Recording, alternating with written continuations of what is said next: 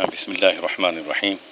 آپ کا سوال بہت اہم ہے اور اس کا جواب بھی بہت اہم ہے کہ الحمدللہ جو حالات، جن پریشانیوں سے، جن مصیبتوں سے ہم گزر چکے ہیں، اللہ نہ کرے کہ وہ حالات، وہ مصیبتیں، وہ پریشانیاں ہم پر دوبارہ آئیں۔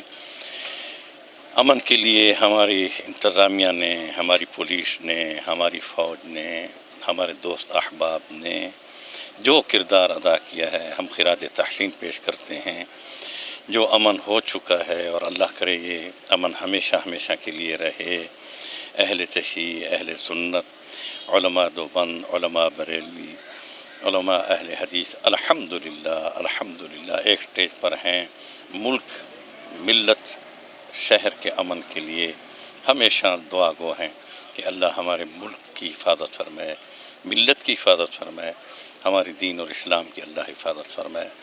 آپس میں یہ تفرقہ بازی نہ ہو، اختلافات ہمارے جو دلوں میں ہیں اللہ یہ مٹا دے، آپس میں پیار، اتفاق، اتحاد عطا فرما دے۔